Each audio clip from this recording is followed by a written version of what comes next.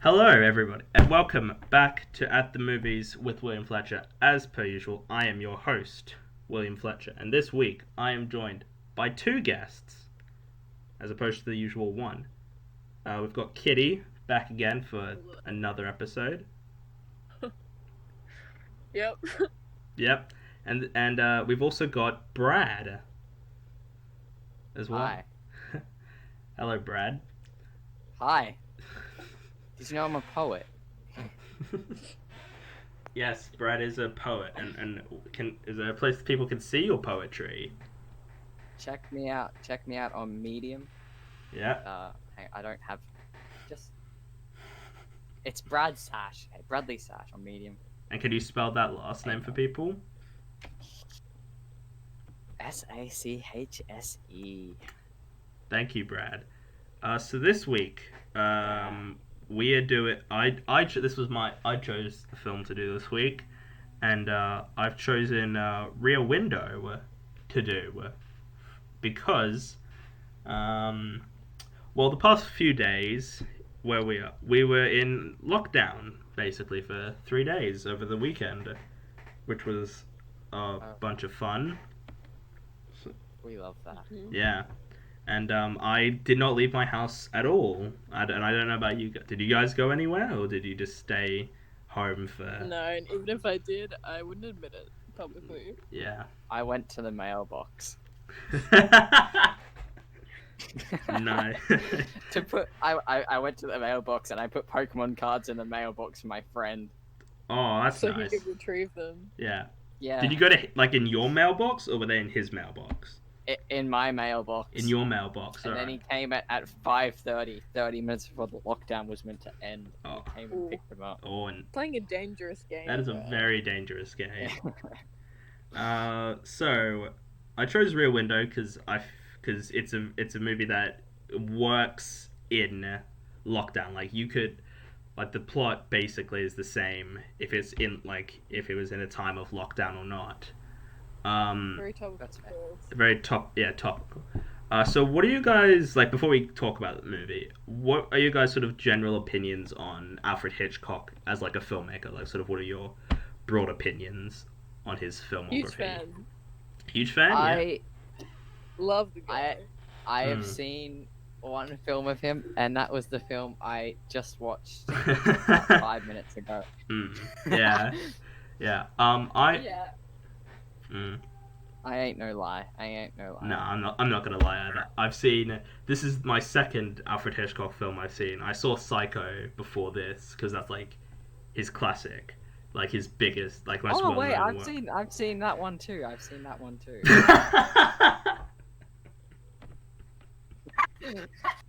Now we watched that one in film class. Oh really?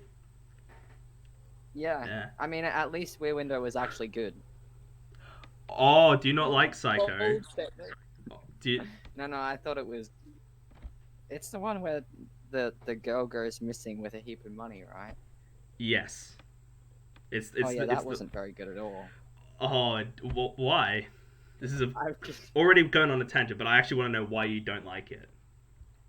It's boring. It's slow. It's the epitome of 1950 movies, which are actually And that's good. a bad thing?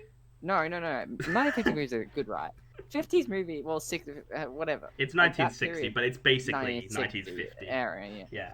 They do have good movies, but the problem is the pacing of Psycho, in my opinion, is slow. Its camera work it leaves a lot to be decided. The so-called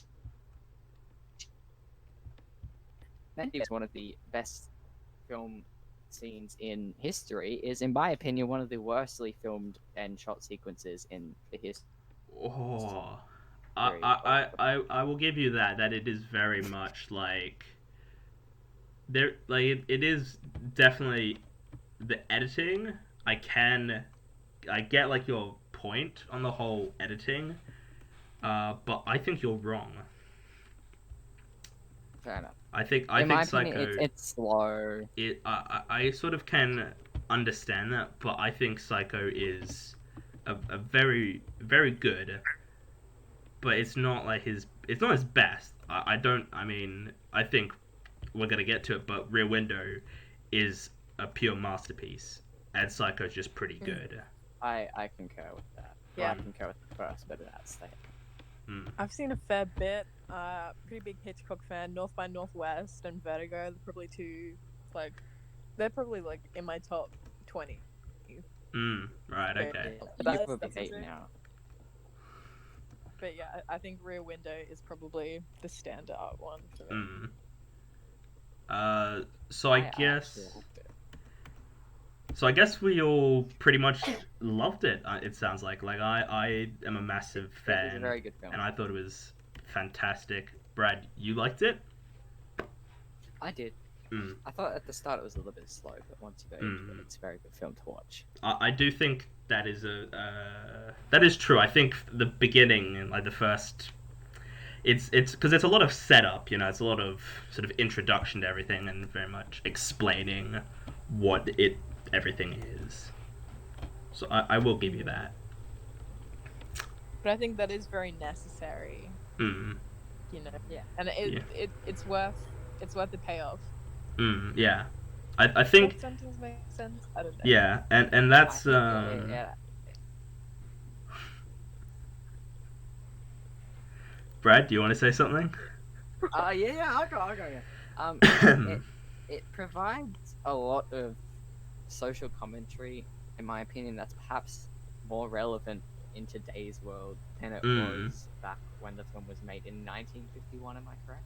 I think it was. I think it was a bit later. I think it was like 1954.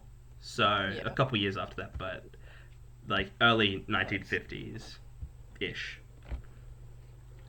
No, and I think that, man, this happens every episode, every time we do one of these. Everyone's just talking over each other. It's not good. Yeah. No, it's fine. You could go over me. You're more important. You're the host. Okay. What I was trying to say is that I think the opening of the movie, like the first like few minutes or so, is a very good establishing of the setting and sort of what the character and where like the characters are and where like because it takes place in that one location, and I think it spends a lot of time setting up that location because you're going to be around it for the entire film. That's true. I think it was very interesting that it only had one set. Yeah. Well, if you count each window as a different set, which I would, there's like 5 sets. No, I think it's also interesting in the fact. I count it all as one set. I think it's like a giant, just like one giant set piece that they have to that they work on. Did they shoot it like that, or was it actual buildings? I don't know. No, they built the entire thing. Like it's not none of it's real. Oh, it's all like that. It Everything looked like a studio background. was built, and I think you could probably tell that it does look. I think if you look close enough, you could probably tell that this is a set. But yeah, no, they built the entire thing, like every room and every apartment, and they all like were furnished, and they all like had actual plumbing and everything like that. It was very legit, and they just, you know, and it's all real. It did have a bit of a stage play sort of vibe for me. I remember specifically thinking at the start of the movie, it was like, this looks like something that would be on stage. And I think it might be based off of play, in fact. I know it's based off of a like a previously existing story, but I'm pretty sure... Short film. Yeah, it says something like based off like the short story. Yeah, it's like I think it's based off of. I'm gonna try and find this out, but I think it's based off of like a play, and it does definitely work as a play. Like this is, and I kind of like those movies at times where it's just like sort of it's a play, because I think it's a lot more interesting if it takes place in one location as opposed to take place in several locations, because I think that could be more interesting. It focuses more on the character side of it. When the like the setting is limited, you can really focus on the characters and the actual plot and suspense, rather than like something like big fancy, like, you know, action stunts and whatever. I feel like a lot of filmmakers now rely on the suspense. Cough, Nolan, cough. I think another thing in that sort of Brad, area. can I just stop you for a second? We really rag on Nolan quite a bit, it seems. Like we did an episode on art. It's just me. Brad, you missed out on this, but we've kind of ragged on Nolan a bit too much as like a filmmaker. Yeah. And I did an episode with Rowan, and we also kind of ragged on Nolan a little bit as well. Like we're really, I don't dislike Nolan, but I do think that is a fair point. He's getting to a point of self-parody or spoof, I guess you could say.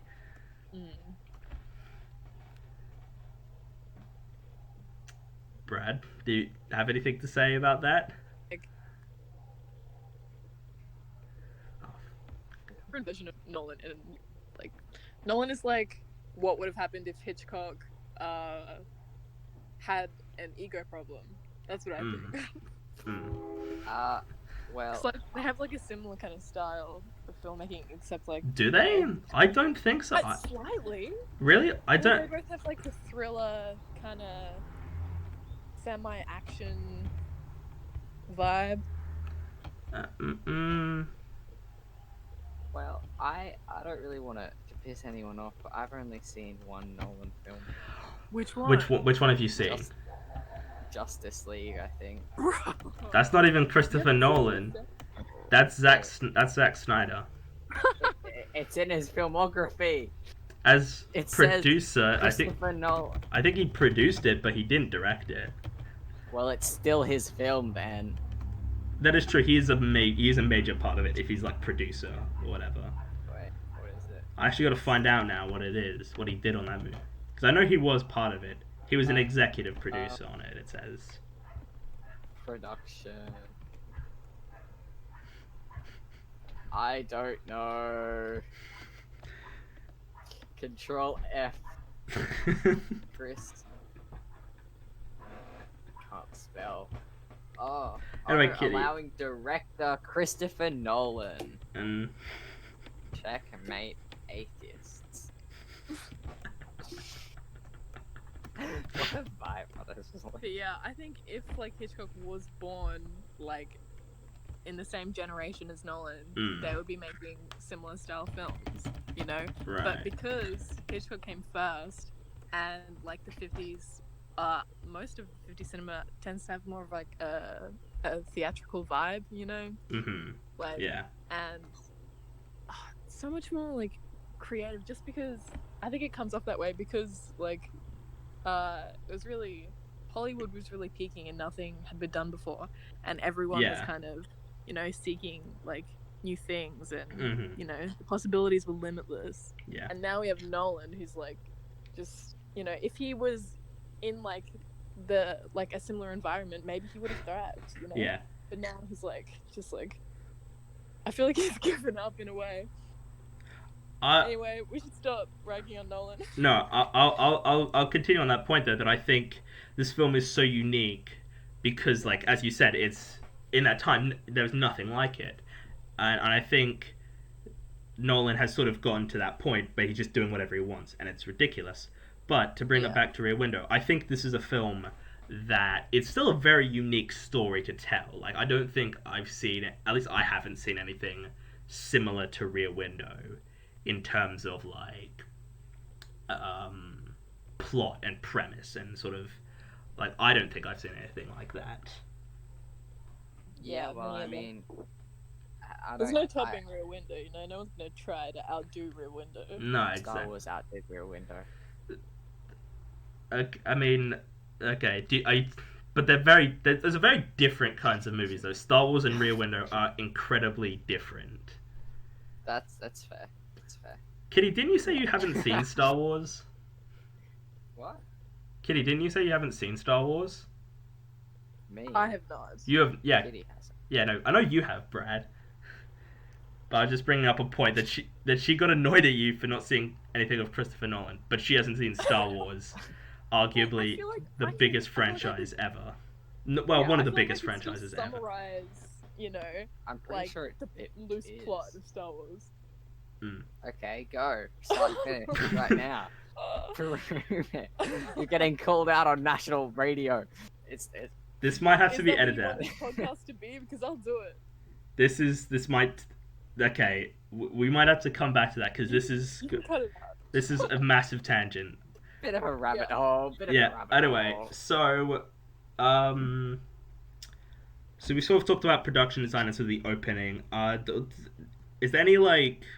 I guess we should sort of talk about like the performances and like the characters that this film has, because I think this Grace is. Kelly? Oh my god. I love Grace Kelly so much. She's the female lead. She's Yeah. like his girlfriend. I know. I looked up the cast. I did. That's what I'm doing right now. I'm getting up the cast right now because I want to name like people correctly. So I think I'm gonna be honest. I don't think this film has any like amazing like standout performances, but I don't think it needs that. I think it works with this sort of simplicity of these characters and like their performances. That's just me. I don't. Like. What do you guys think on the sort of performances? I guess in the film. Well, personally, I think Mr. James Stewart. Mm. You know, Jeffries, because you know everyone's called Jeffries. Yeah. Well, I mean, Jeff is a Um, nickname. Jeff is a nickname, but Yeah. I get. Yeah. Anyway, continue. His performance was very good. Mm-hmm. I think there was times. Obviously, this isn't related really to his performance, more in the writing Mm-hmm. Yeah. and production. There were times during the film where it felt like that he was giving narration. Oh, rather than yeah. speaking, Oh, yeah, even yeah, though yeah. he was speaking. Yeah, he was speaking, I but it was think- just exposition. It was an That was exposition dump, intentional. I guess you could say. Well, yeah, Yeah. but like there was that like dynamic between the protagonist and the audience kind of like blending into one, you know? Mm-hmm. Like with all the POV shots and like, you know, I feel like that was a big part of it. Mm-hmm. I guess, but on the other hand, some of those like sound sometimes that sort of dialogue just felt out of place, and Mm. it didn't feel like it was audio coming from the actor. It sounded like it sounded like it was narration that had been Yeah. added in later. Like it wasn't I think natural. Like I it's think not. that might just have been the No. 50s. Yeah, I that's also I, true. I agree that's a fair point, but I think this came out in a time where you might have had to do that, like have more explanation about things for an audience, because Yeah. now we're sort of in a time where you kind of don't want that. You kind of want the filmmaker or the writer to sort of not spoon feed it to you. You kind of want them to sort of Wait. get your Speak less. it's more, it's show don't tell, but this came out at a time Yes. where you kind of had to, I guess, because I don't know how an audience would have reacted to that. And I sort of think that is sort of another thing with Psycho that I will kind of agree is a bit interesting there, and where the psychiatrist is like explaining the whole like Norman and his whole mother situation, and how it all works, and I think nowadays you probably wouldn't do that because an audience more than likely will be able to figure that bit out, but in the 60s they probably would have to, you'd have to explain it to them. Yeah. I feel like maybe it was that, but I feel, I don't know, I kind of thought it was intentional, really to because like I feel like there were so many, there was so much symbolism about it being about filmmaking. Mm-hmm. Like how when he's spying on the neighbors, he uses his camera lens. I was like, Yeah. come on, man, that's got to be metaphor. I mean, Yeah. I thought that was just so that he could get a better, like, a closer view. But Yeah. Maybe. I mean, Yeah, I think, yeah, that's just sort of what I took it. Like, because I try and read, like, when I first time I watch a film, I sort of try and just enjoy it as a film. I don't often try and pick out the deeper meaning or try and figure out, like, plot twist or anything, like, immediately as I'm watching it, because I don't think I would enjoy it as much if I'm trying to analyze it immediately. But I think there are times where it's kind of obvious, I think, and I think that is thing that kind of happens sometimes, and I sort of think that the whole sort of and I did kind of like the whole conversation that they kind of have of the whole like is what Jeffrey is doing, is it moral or not, like is the whole spying thing It's definitely not. it's definitely not, but in that situation, is it moral or not to spy on a person who he thinks has murdered his wife? You know, like it's a whole morality thing, and I think it's a very interesting conversation to have. There's so many conversations about morality, though. Mm. Like, one of the things that I'm most excited to talk about today Yeah. is Judith Evelyn and Miss Lonely Heart. 'Cause Oh there's yeah, so I much about that. absolutely. So I would love to talk about that, and we will get to that. But I just So I think so. That is So there is probably too much exposition. Like now that you've mentioned it, I do think there's probably a bit too much exposition than I would prefer. But I try and look at it in the context of when it came out. You know, in the time that is. But that is a completely fair point, and you wouldn't do that nowadays. Or you're. I feel like, if the same movie came out now, it would have only been like an hour and a half. But I think sometimes you do just need that extra time, like to build suspense. You need to like spend time with the characters, you know, even if it's not 100% necessary. Yeah. And I think this film does a good job of sort of like there's no real bad character. Like there's no character that doesn't really work. Like I think all the performances are very good. Like they're all like, and there's no like bad acting, or there's no one out of place in the film. It's very much just these characters. Like there's no like characters that don't really need to be there. Like you could argue that like Miss Lonely Heart. Henry guy. Yeah, like like you could probably remove No. the let me finish. The Miss Lonely Hearts thing, you could possibly remove that and the movie probably would change. But it loses an extra layer. Yeah, and I will admit that there are times where it's not necessary, but it kind of adds to it. And I think that in some movies they would have that, and you don't need it. Like I guy like a filmmaker like Tarantino, for example. As much as I think he's a great filmmaker, a lot of his films I'm just like, there's too much in his films, and I don't think there needs to be, and he's got too much in his film. I think one of the characters that was just completely out of place. There was that weird Henry guy. So I think at one point Lisa looks across the window and said, "For all you know, there could be sinister things going on at that window." And then the married couple. Two more things. Yeah, two Yeah. more sequences. Of him just coming to the window, getting called back, just completely random. Yeah. For no reason at all.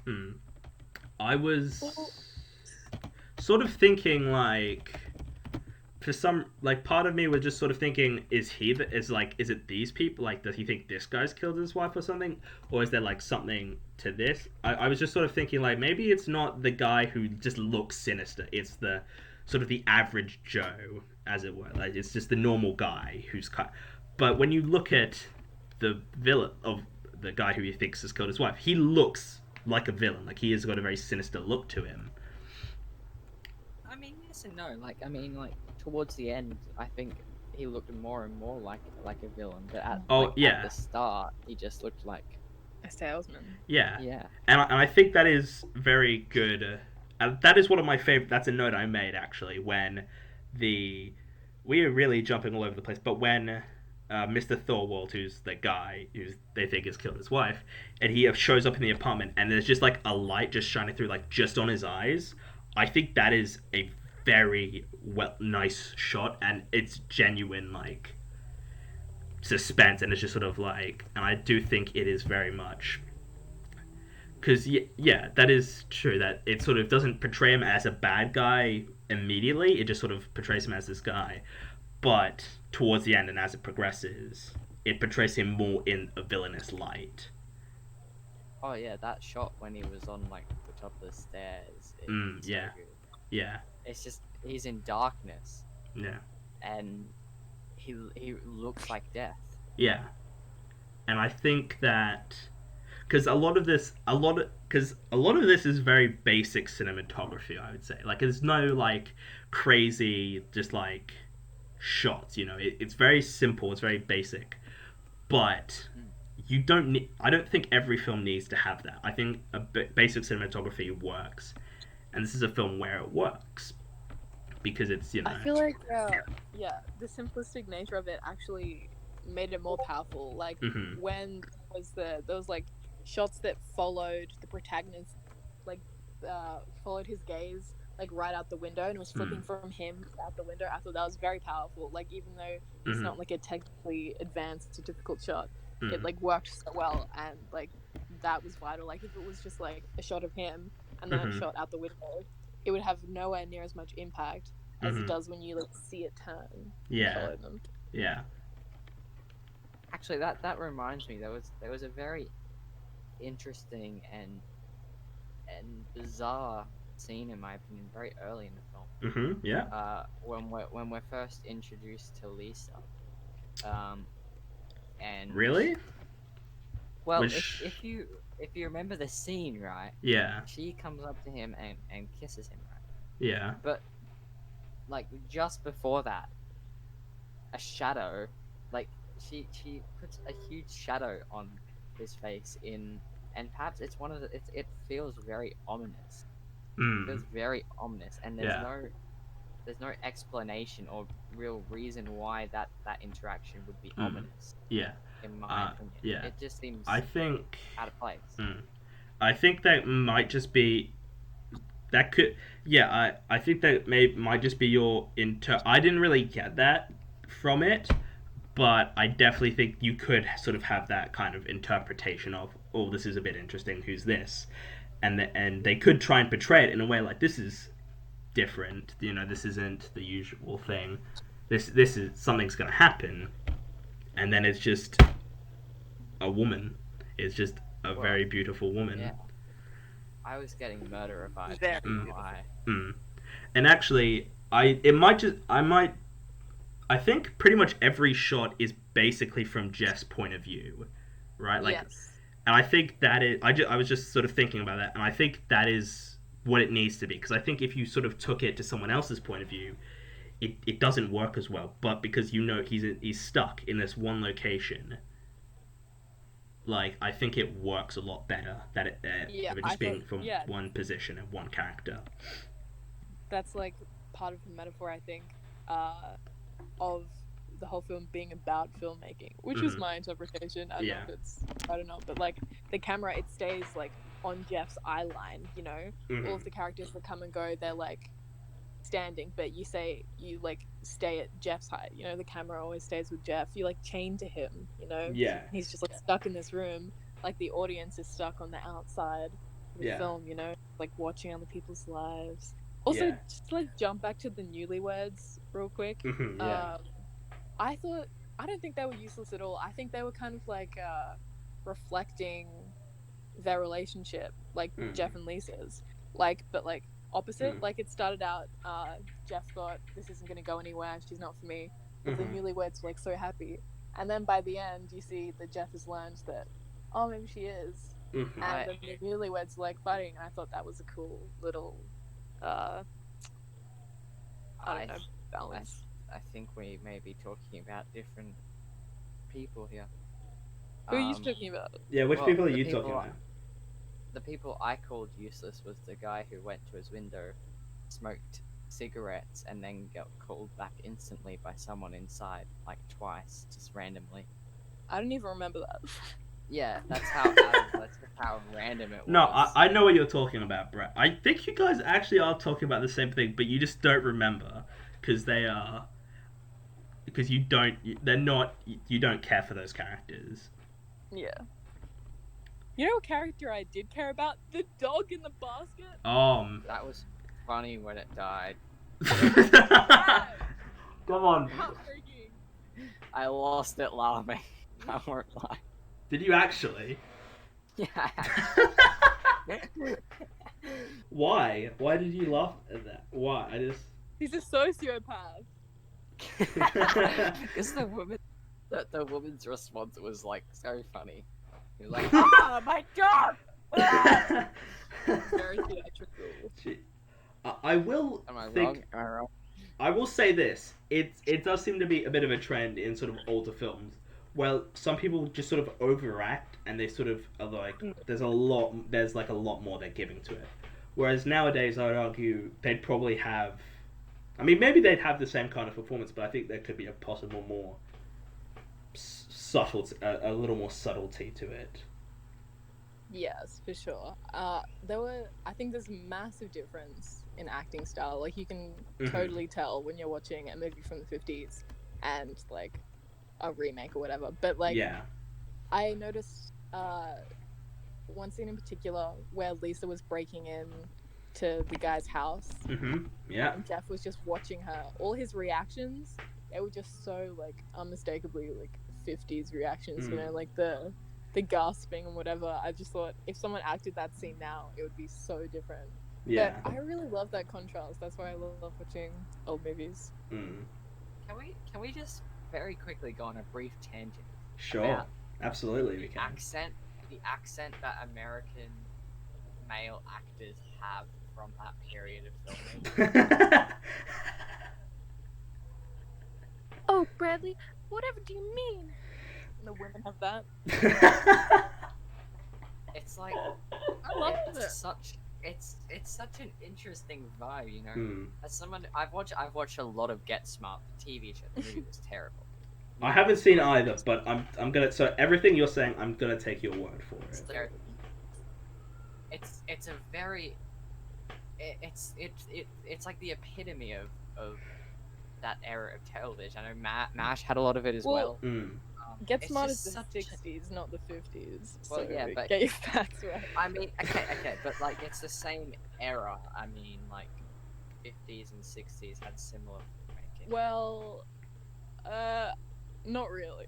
I mean, early 50s is extraordinarily different to like the late 60s, you know. Yes, maybe yes, there are a but couple years the blood. You can still group it in the same era. You can still group it in the same era. Okay. Because one's at the start, one's at the end. And you can tell the 70s are different because the 70s had films like Star Wars, and Star Wars didn't have the accents that the 60s had. No. Yeah. But like Get Smart, MASH, and Rear Window, it's very interesting accent. It's like broadcaster sort of accent. Oh yeah. And I can't for the life of me work out whether this is the accent actual Americans spoke with back then, or whether it's just put on an acting thing. Yeah. I can't figure it out. Yeah. Like, have you guys seen Gone with the Wind? No, I haven't. Oh, you guys gotta watch it. I should do an episode on that. I've not gone with the Wind yet. It's great, but all of the accent, it's from the 1930s, right? You would love the accents in that. Gone with the Wind, 1939. So yeah. It's just like stronger. This broadcast has been cancelled on Twitter. Oh shit! That's right. Yeah, because Gone with the Wind is problematic now. We can't like that movie anymore. We're not supposed to. I don't. Because isn't there like a whole like a racist? Is it Gone with the Wind? There's like a movie from like then that has got like during the Civil War, so yeah. It's bound to be, you know, some I kind of just meant it's being racist. It's getting cancelled because of making fun of people's accent. Well, they're white. We're allowed. It's white people. It's fine. We're allowed to make fun of them, right? Now we're getting cancelled by all the white people on Twitter. No. I think that is a fair point. It does seem like in a lot of old movies, a lot of them talk in a very like different way. to what like is now. Because now people talk. Maybe it's to be fair. You could. I think it might just be sort of the time period that they came from, and maybe that was a more acceptable way to talk, I guess. Yeah, or maybe it was just like a thing that they did for the screen. Yeah, and it wasn't. It's an old acting thing. Very sort of. It was a very sort of posh field governor, but it was an American version of posh. Yeah, and not as posh. I think in the posh. South, it was very sort of governor. Uh, Now we are getting cancelled. Anyway, back to Rear Window. Yeah. So we were talking. What were we even talking about? We were talking about we were talking about performances and right. So I think the acting, yeah, and so Grace Kelly, right, is gorgeous. Love her. She was very pretty. She was very pretty. The moment she like appeared on screen, part of me was like, man, that's a. Auga. What's about to follow in the next sentence may not be very good. She's a very beautiful woman. That's fine, right? I'm allowed to say that, right? Yeah. No, but I actually think though that she was a very. I like the contrast between the two, between Jeff and between Lisa. I liked how he was sort of more cautious about the whole thing, and then she just does what she wants. She just like starts. They just like jump over fence, and then she just climbing a ladder, breaking into the guy's place. I just like. Yeah. That's just. They both loved each other, but in very different ways. Yeah. His whole problem with her was the fact that he didn't feel that he could give her the life that she deserved. Yeah.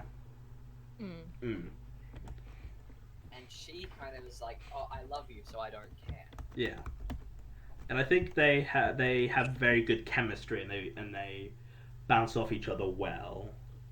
Because I think, the chemistry between like the two leads in any movie, to be honest, it really has to work. Like the two major lead characters, their chemistry needs to work, or the movie just doesn't work.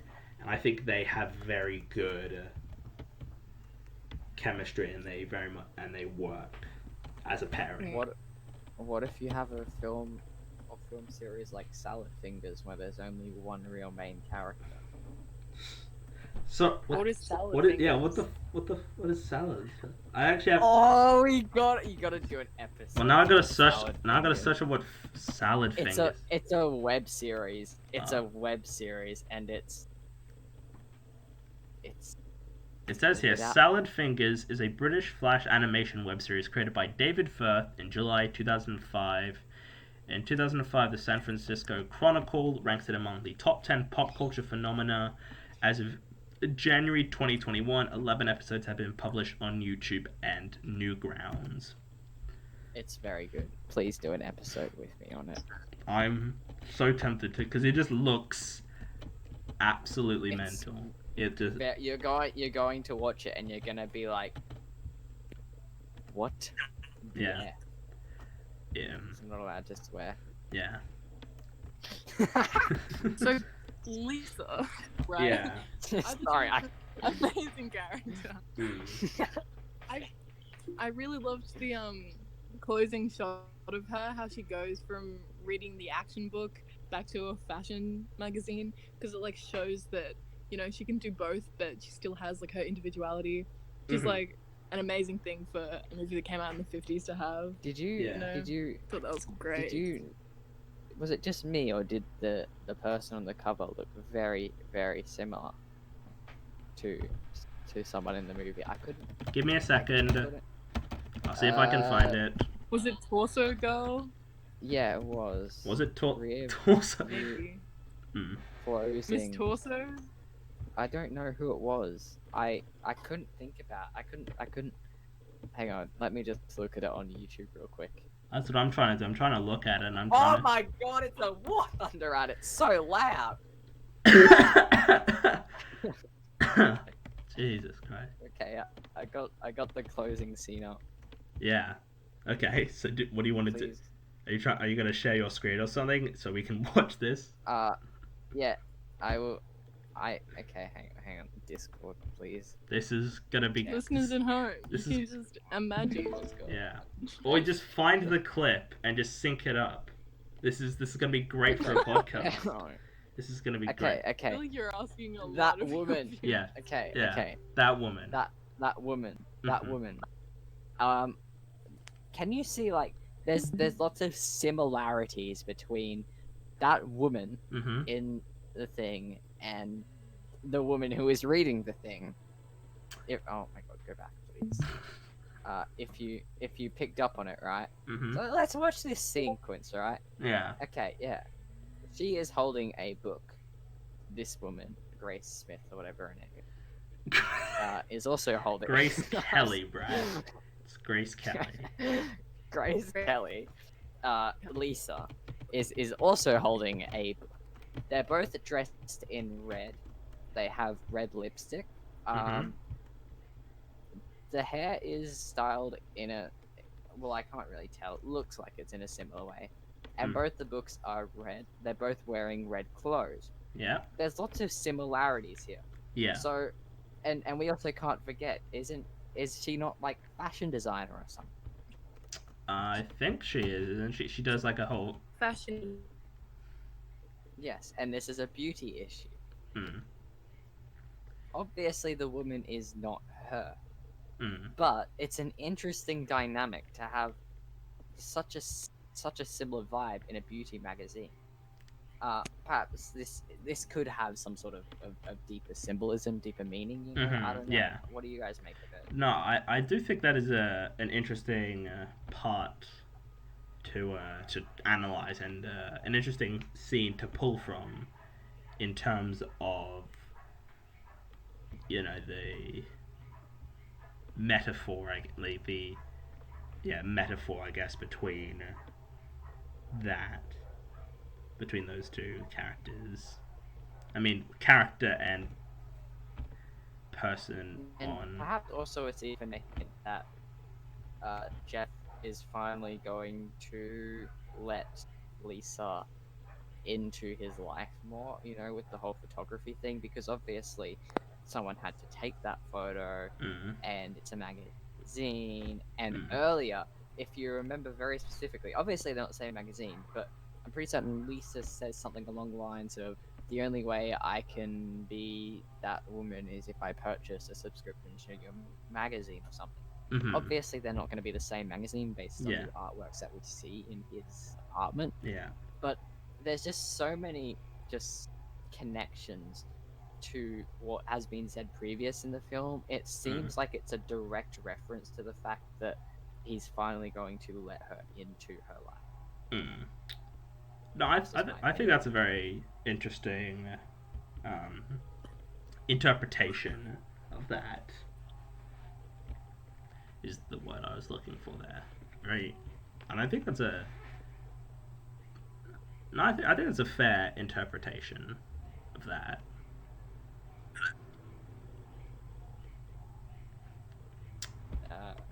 Thanks. Everyone just stopped talking now. I mean, I you're don't like, really. I think that's a very fair interpretation, and then does not comment further.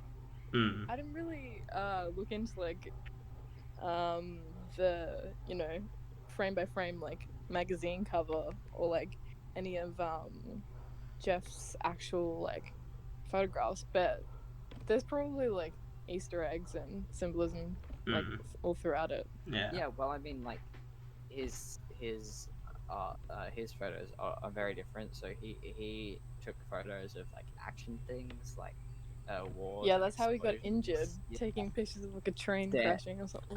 He stood in the middle of a racetrack, from what I gathered. Which is, I think we actually do see the photo. Yeah, That he took. it's a great photo. Yeah, it's also a very unrealistic photo. Brad, it's a movie. Plenty about It's the realism. Yeah, I know. It's something that's not real. I know, but I just draw a comment. You made me sad now. I'm gonna go cry. Brad, just finish this podcast before you go do that, please. Okay. Are you trying to I find want to find it. and I prove want your to find- point? No, I just want to find the photo because I like the photo. Mm. That's it. What's Not that? really. This is the Universal logo. Are you just playing the movie Very- again and just scroll? No. I'm looking at the opening scene.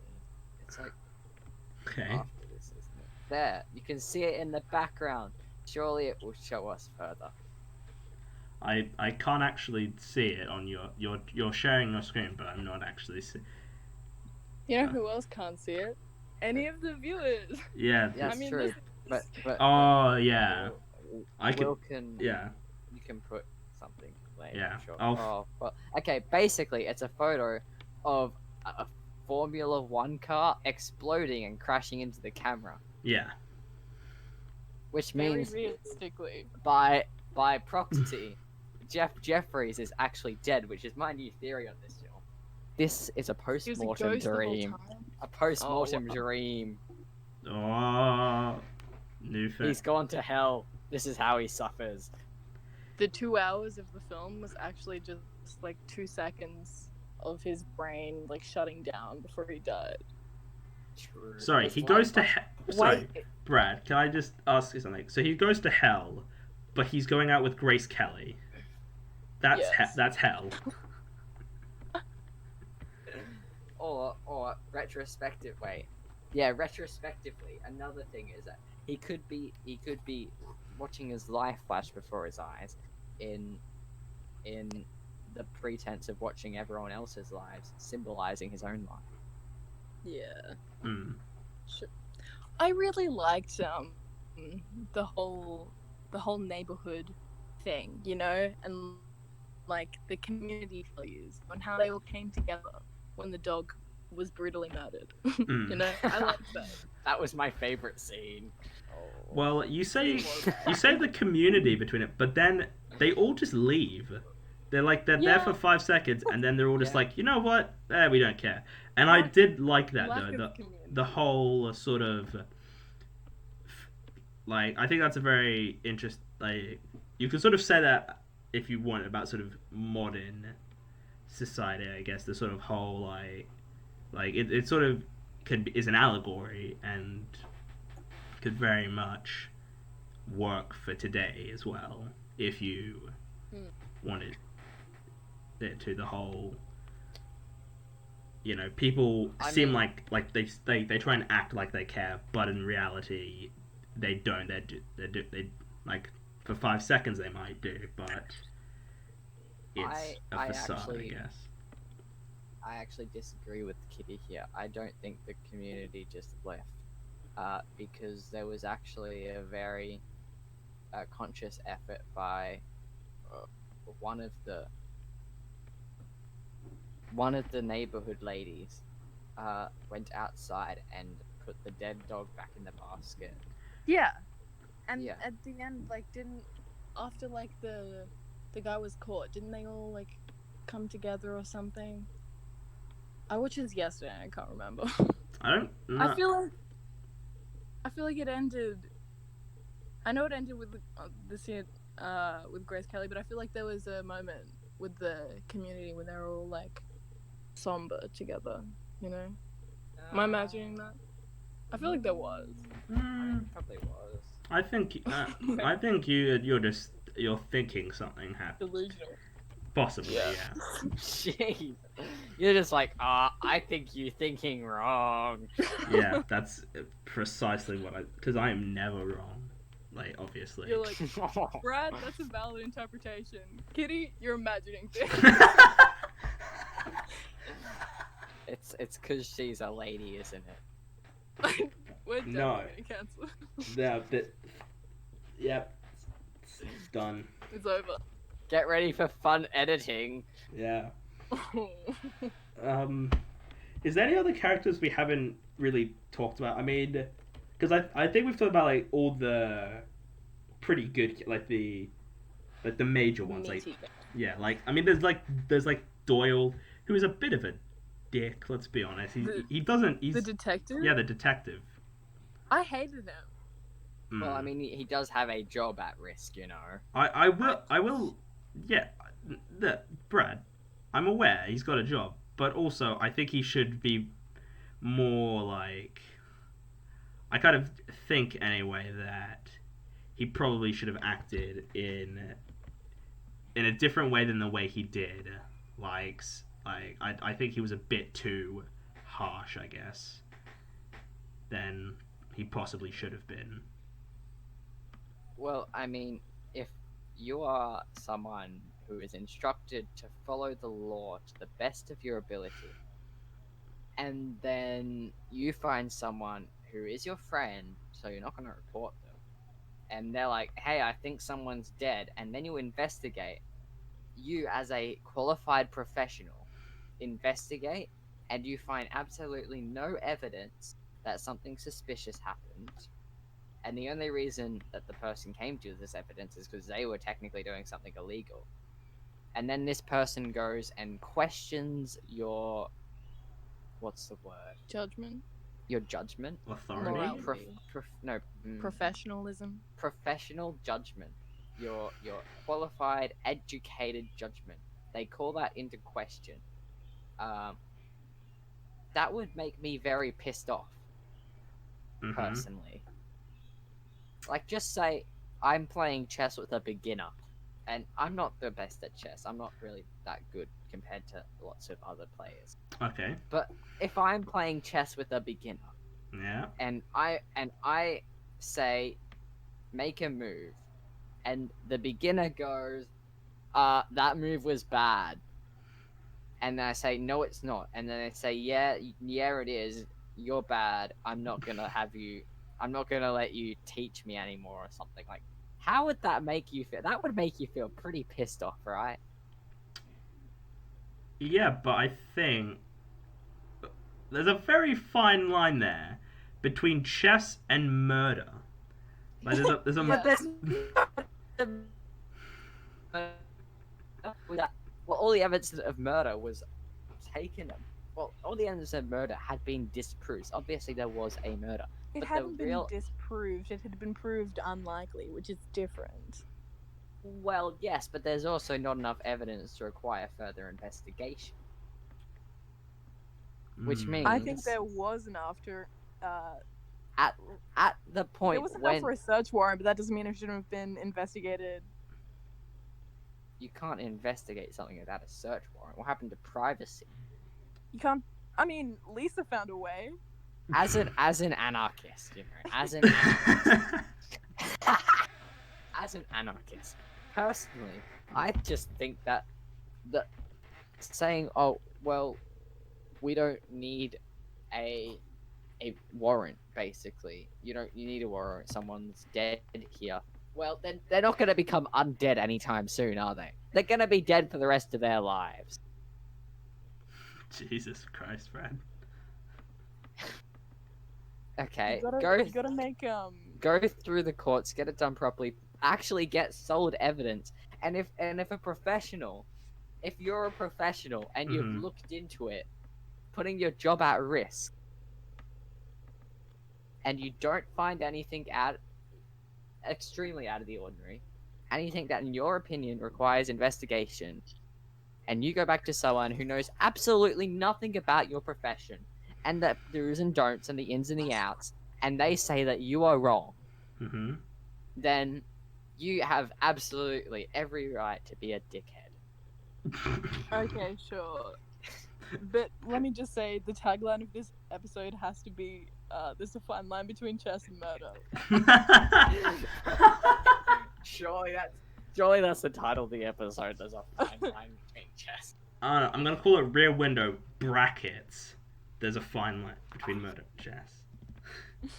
Chess and murder, get it right. Yeah. Oh, same thing. Okay. Well, we've been recording so far for nearly an hour, and we've talked about not as much as I think we probably should have.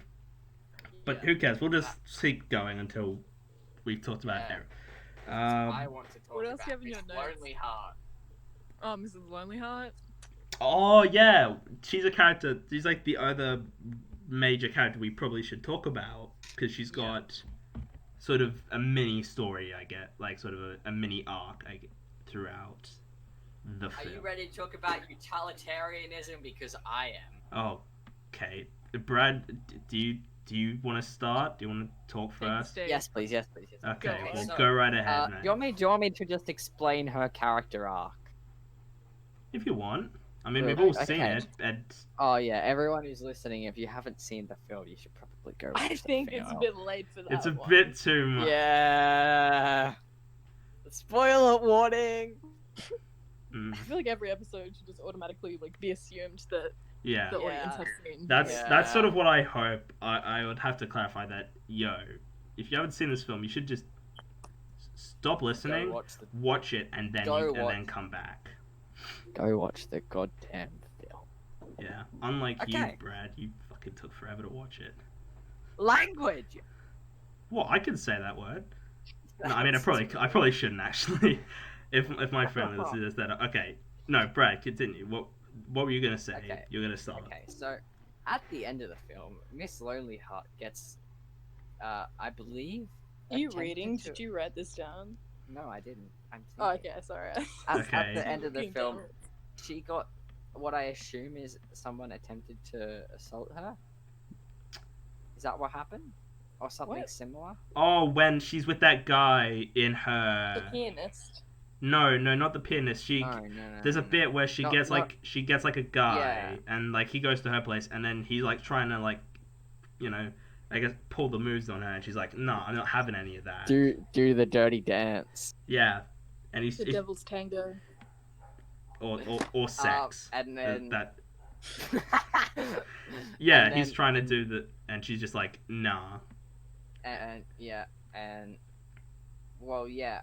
and then shortly after that, later in the film, when there's the whole "hey, let's go dig up a dead body" thing, Yeah. she is there and she's pulling out pills, and Stella Oh yeah. is like, yeah. "Oh, look at this! She's getting pills and she's got enough to put the whole city to sleep." Yeah. And, And before you continue on, I was actually surprisingly invested in that character. I was like, I didn't want her to Yeah. die, and I think Me that's too. Yeah, sort of well, good I think- storytelling and writing. it would have been very good for the story, in my opinion, if she did die. But I'll explain that later. Okay. It's about utilitarianism, okay? Okay. So continuing on. After that, they go down to dig up the hole, and she sits down to write a letter, presumably a suicide letter, Yeah. presumably. Mhm. And one of the most in my opinion, one of the most interesting lines in the whole thing was at one of these expositional jumps, in my opinion, where Jeffers goes and says, I guess Stella was wrong about Miss Lonely Heart. Which of course she really Who's- wasn't. Because she got And- the music. Well, yeah, but before that, I mean, before, like, when she was writing the letter, I think he misread into what was really happening down.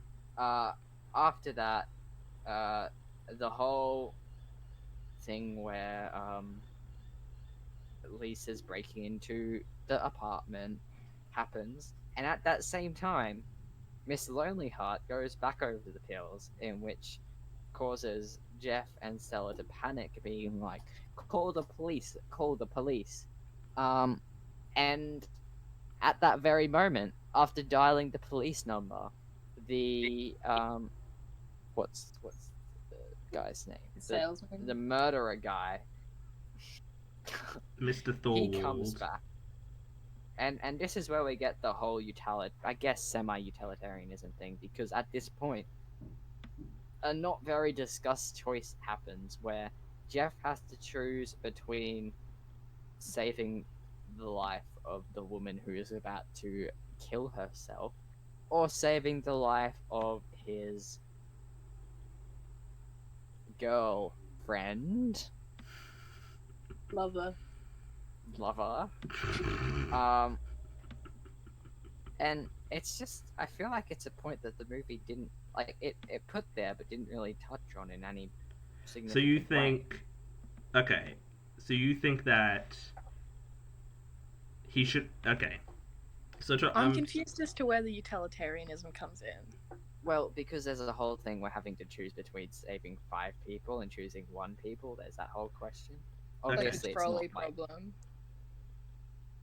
I don't know if something like The trolley. You don't know the trolley problem? yeah, the trolley problem. I Yeah. think it was like the train tracks. Yeah. Yeah. And like if you push like a really fat person off a bridge onto the train, then they'll die. But at least the other 5 people will be saved. Yeah. I think that is a interesting, and I think that's a very fair point to make. The whole, he can say he can save this person or he can save this person, and it's the whole moral dilemma of it. Yeah, well, on which way he should go. He calls the police to save Miss Lonely Heart, but he actually ends up calling the police to Thorwell's apartment instead. And if she hadn't heard, say, the music, well, that decision becomes vitally important. Which is why I think it would have been so good for the story if she actually did die, because it would have really, really brought out the impact of that choice and the impact of what getting too deep into someone the consequences of his actions and how yeah he's trying to do something good, but but there's the flip side of that where he's doing something that is also harmful that ends in because I mean, like, what he did was that he and his actions put Lisa in that position where she was in danger. But his actions did not in any way put Miss Lonely Heart in that position. So the fact that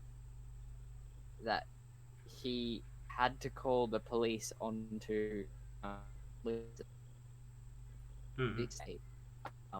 instead of Miss Lonely Heart saved. If she had died,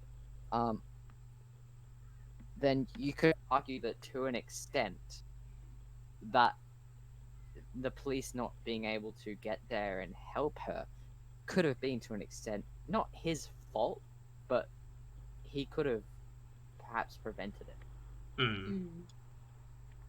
Instead, because he'd put someone he loved in a position of danger, she wasn't able to receive the help that she received at that moment. If you get what I mean. Yeah, I get what you're saying. I'm not saying that it's I'm not saying that would have been his fault in any way.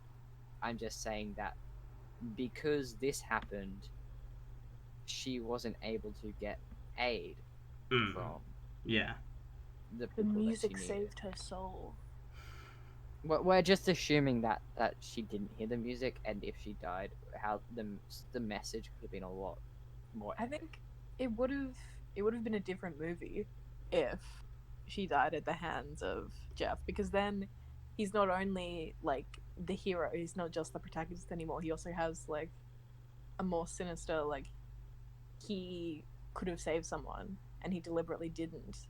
Well, yeah, because there was a very conscious. It wasn't made very obvious in the film, but there was a very, very conscious decision to call the police to Thorwell's apartment instead of Miss Lonely Heart.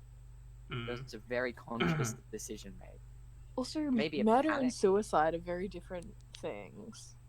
Yeah, I mean, obviously, you're probably always going to save someone that you love, but the fact that he was left in the fact that it was just chance that Mrs. Lonely Heart survived, I think, is very interesting, and it would have been a completely different movie if she didn't, because it would have given Jeff that that consequence, but also we wouldn't have gotten that happy ending, the B story with her and the pianist, where she tells him how much his music meant to her, and also you see the pianist the whole movie, I don't know if you guys noticed, but there was lots of like orchestral Women. music, which I love. And it was the guy working on his song like the whole time. You know, you like see him like mopping and then playing the piano a bit, and then you see like his song is finished, and Miss Lonely Heart Isn't Lonely, and it wraps it all up in a nice little bow.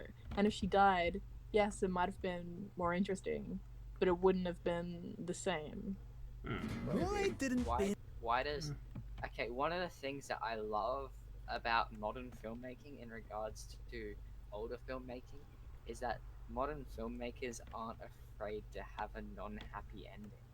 Yes, I also And I mean, like, love that. you could argue that Star Wars had films that didn't end happily, but in contrast to that, that is a film series, not a standalone film. Yeah.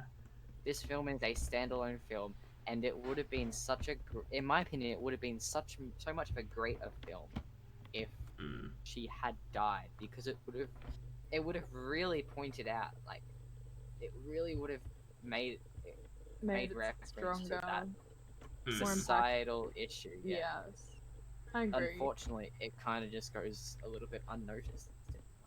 In my opinion. Yeah. I was happy with it. You know, I was happy with the ending, yeah. and then you I was started happy. talking about that, and I'm like, oh, that would have been more interesting. But I still loved it. Yeah, I agree.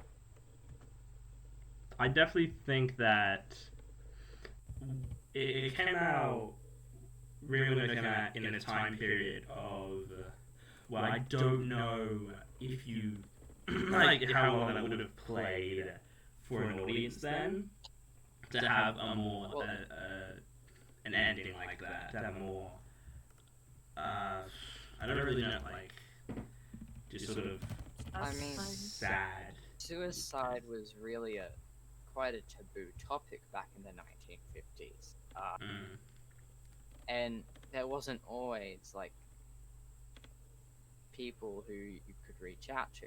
And if you really think back to it, throughout the film, they basically went, "Oh, she's very sad. She's going to probably kill herself," and then didn't actually do anything until she was about to. Yeah. And that has it's got so much just relevance to today as well. There's still just a lack of care. Like, people will see people who are obviously very, very sad and probably suicidal, and they will get to a point where, and obviously think about it today, there's much more easier ways to die than there probably was back in the 1950s. Yeah. Like, they don't have as much time as the 1950s. So you can't really wait till the last second today, but people still do anyway. Yeah. Speaking of taboo subjects that were explored, I thought it was so smart how Hitchcock put, I don't know if this was his decision probably, but Lisa was wearing a nightgown in one of the scenes, and that was to imply that they were sleeping together because he couldn't do like a bed scene or anything, because that would wouldn't have been shown in cinemas. Like, I mean, but to put her in like a nightgown, I thought, oh yeah, that's so smart. Yeah. I think that, like, because if you look at Psycho, like that shower scene in Psycho, it was very difficult for him to, to be allowed to be made because of, the whole nudity and the violence of it all. And I think that Hitchcock is sort of, like, in just these two films, I think he's very much able to sort of think outside of the conventional norms and portray something that you couldn't do then, and he does it in a way that is very much a clever way that conveys that to an audience without instead of outright saying, oh, these two characters are doing this. There's a lot more to it than that. Yeah. Oh, I also, there was a Hitchcock quote that I had about dialogue that was interesting. Yeah. That I will find. Alright. at this point, we've been recording for an hour and 9 minutes. So. Excellent. Now, to be fair, this is the longest recording yet. The one I did with Rowan went for an hour and a half, I think. So. That's because, but we're more interesting than most people, right? Yeah. Plus, we've also got 2 people as opposed to 1, so it's a lot more. It's an extra perspective on the whole thing, and We're gonna go down tangents. Yeah, this happens every time. There's always tangents, so I have to edit those out when I get to end. No, I like the tangents. I won't get rid of all of it, but I think there's some where we just sort of just talk shit about Nolan or something. Where it's like, man. And I think there's cut the Star Wars stuff out. Keep everything else. That reminds me, Kitty. While you're searching for this quote, I have it. tell us the brief story of Star Wars. Yeah. Okay. I'm keeping this. This is staying in. Excellent. Maybe. All right. Maybe I'll just do an episode of just everything I've cut out, and it's like a giant episode of just everything. Yeah, precisely. All right. Okay, Don't do it, correct do me. it. Don't correct me. Yeah, no I'm correction. not going to say correct you anything. at the end. I'll tell you how wrong you are. All right. Star Wars as seen by a non-Star Wars watcher. Yeah. Okay. So there's Luke, right? And he's just chilling, and then he's like, Wait, start from the actual beginning. That's the beginning. Like the chronological beginning. I'm telling you how I know Star Wars. Brad, Okay, just okay. let her tell her. So, Tell her she wants to tell and then her. he's like, oh my god, I have this power or something, right? And then he's like, okay, I need to go get trained. And then he goes to space, or they're already in space. And then there's a war going on. He's like, oh my god. And then this little green thing, Yoda, he's like, I will teach you. And then he's teaching us it's Obi-Wan Kenobi, but he doesn't know that it's him at first. And he's like, I'm looking for Obi-Wan Kenobi. And he's like, ooh, I know him, or something. I think I've seen that scene. Anyway, so then he goes and he meets Darth Vader, right? And then they fight, and then Anakin's like, I have the high ground.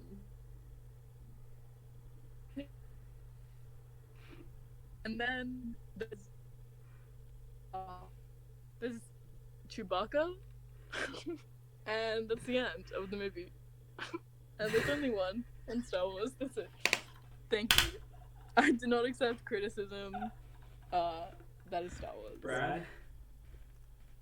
Excuse me, did you mix up Obi-Wan Kenobi and Yoda? They're separate. No, you got them mixed up. I don't think I did. You said I met Yoda and he trained me, and then you forgot about the whole thing that Yoda was the one that was like, I know Yoda. Yoda, I do not. No, that's Obi-Wan Kenobi, isn't it? No, that's Yoda. I know it was one of them. Oh, I forgot about the other alien guy. I don't remember. Which also, there's a alien robot. There's two robots. There's a gold one and a trash can one.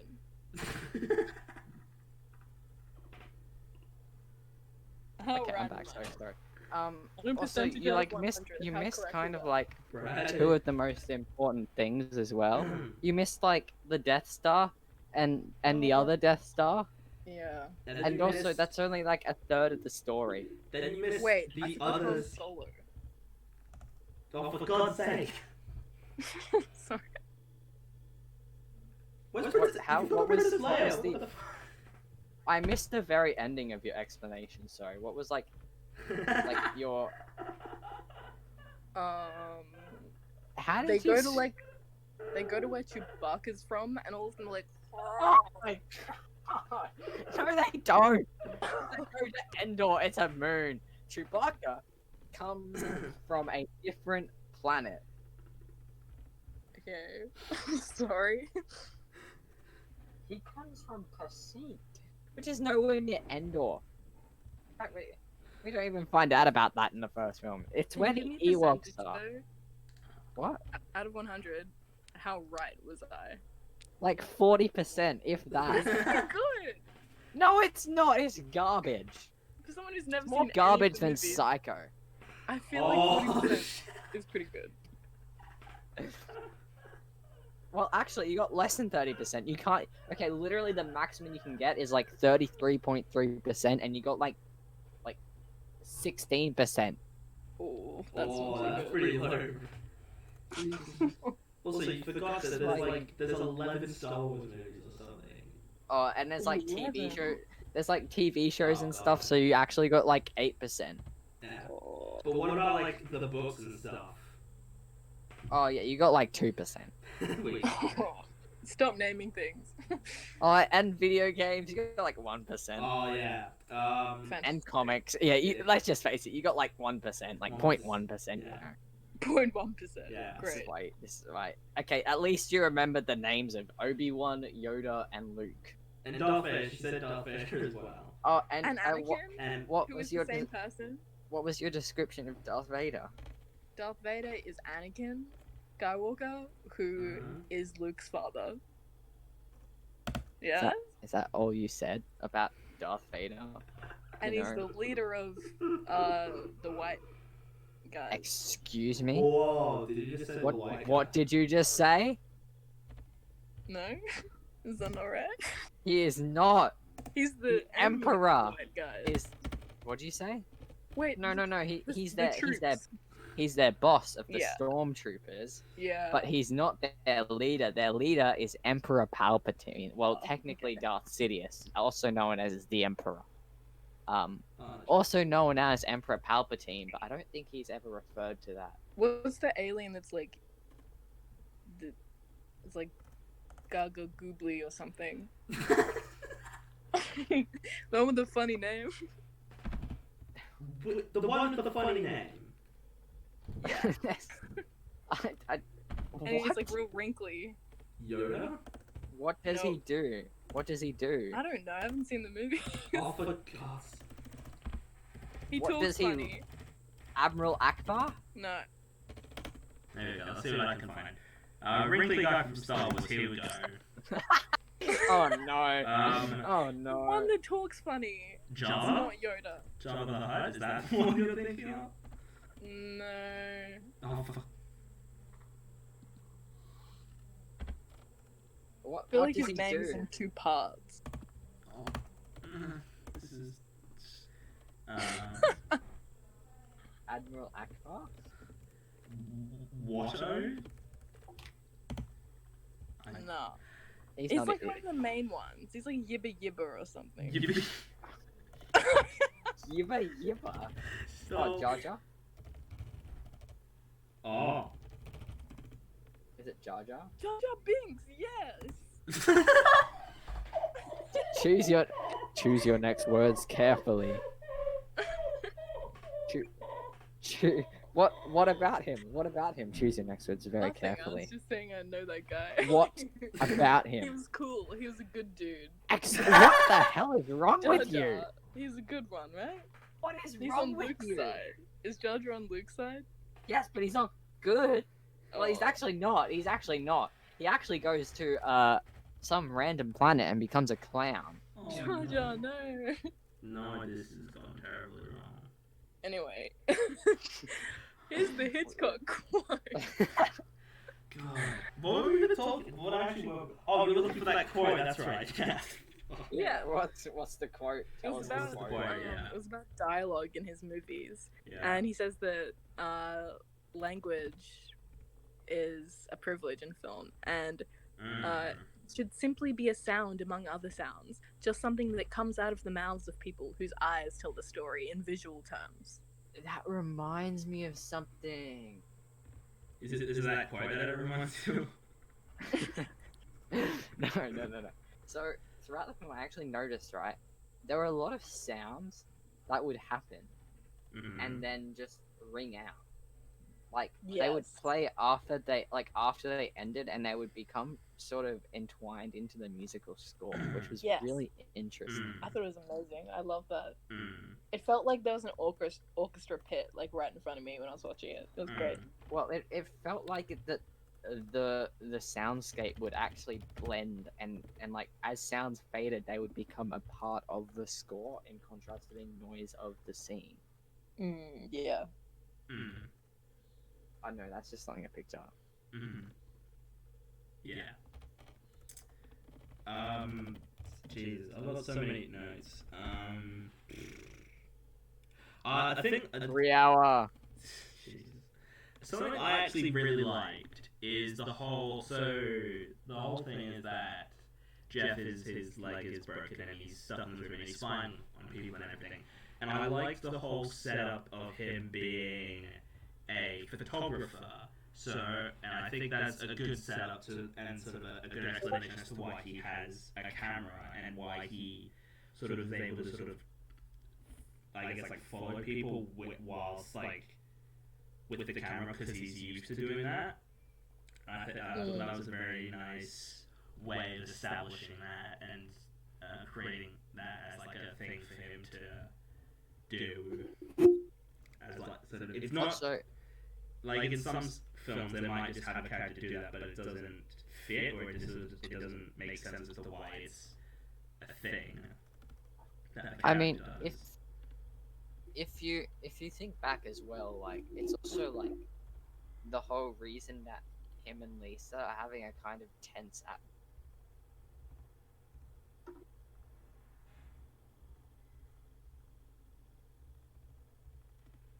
Hello? Hello, Brad. Yeah, were you saying something? I heard I you, said it. I heard you say Yeah, I something. cut out. Yeah, you cut out. A little bit. Hang on, let me check my. Oh no, my connection's fine. It's kind of like the whole reason that It's the whole reason that Lisa and Jeff. Jeffy had tension in the first place was because of the whole photography thing. Because he was like, "No, you can't do it because you're rich and upper class, and I'm poor and live in the swamps. Right. Yeah. Yeah. This life is not for you." And it's like Yeah. it's a main Mm. avenue, Mm. creative avenue for their tension. Fifth Yeah. Avenue, am I right? Because it's set in New York. So sorry. I thought, yeah, How do I've you said this already, continue to but disappoint me? with the whole camera thing, like he had binoculars right there, but he used the camera. Yeah. Well, I think the difference is with the camera, you can like zoom in, Filmmakers. and there's more of a, Yeah. and it's much easier to use and it's also got a much sort of wider lens, I guess. As There was like a opposed to- part in the film where he said that it wasn't unethical to watch them because they could watch him back, right? Like he kept his windows open, which I thought was like, this is like the opposite of cinema because the audience is like separate, right? And this is Hitchcock saying that his whole field is like immoral and it's like a rebellion kind of thing. I don't know. Well, personally, I don't think it is about filmmaking because there's one very very important point to consider, and it's the fact that the camera zoomed in better than the binoculars did. The camera provided Okay, maybe better that's true, but maybe information than that the doesn't mean that binoculars did. just because it has a practical use, it doesn't mean that it can't also have symbolism, Brad. I thought you were a poet. God. Once again, please check me out on Medium. You know, I've actually been writing actual articles on it. Wow. on what, on Medium? Yeah. Can we have a brief tangent back? No. About We don't Medium, know. about the film. What's the what? what is your tangent on? What are you going on a tangent? His poetry. Is it on your poetry? Anyway, back to Rear Mirror. Rear Mirror. Rear Window. Gee. I don't know if this is appropriate. You might have to cut this out, but Sure. I saw a review on Letterboxd about review. Not review. Rear Mirror. They were like What's Letterboxd? Letterboxd is a movie reviewing platform. I haven't. You should get it. It's great. Yeah, you should absolutely. Yeah, follow us. Yeah, you should absolutely. Anyway, Only the if you review. follow me on Medium. Okay, Oh, we the will, review Brad. said Well, the best film with a title that doubles as an anus metaphor or something like that. I was like, whoa! No, I don't think it does. I don't think it does. I was like, I've never heard real. Sorry, yeah. It's not. I don't think it does. I think that Back it's door maybe, It but doesn't really? in Well, any way. If it was, shape, if or it is form. like real, that's just nah. That person Kitty, is. Kitty, was it you? Was it you? No, I'll take a screenshot. Are you sure? It was not. How can we be certain? Well, now I gotta find this review. I'll find it. Oh I'll find it. no. While I'm looking for this review, I am one. I'm someone who, when it comes to filmmaking, I always appreciate long takes. Like they don't like it. Like a lot of stuff happens before it cuts. Like a lot of there's a lot of dialogue, a lot of character moments in like one take. I'm much more for that as I opposed. sent you both the review, by the Look, way. look. You can do that if you just decide to watch. If you can do that if you watch Minecraft YouTube. Because everything's in one take, you know. Is it though? Yes, Are you talking about it- your channel specifically? No! I'm talking about Tommy in it. Oh. Really? That's I. Okay. Did you just compare Minecraft YouTubers to Hitchcock?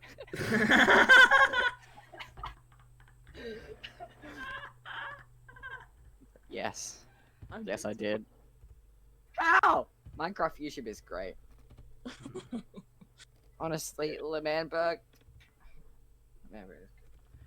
And anyway, so I think the dialogue is very.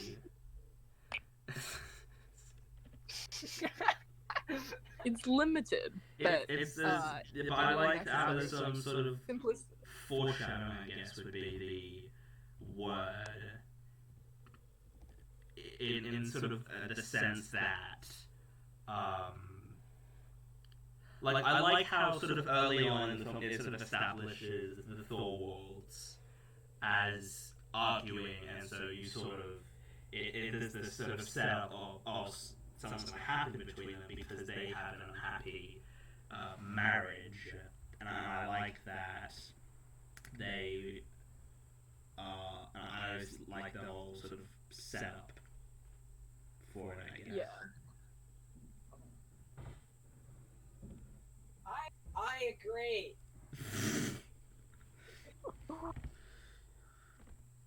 Jesus, alright. I'm currently falling off my chair. Fantastic.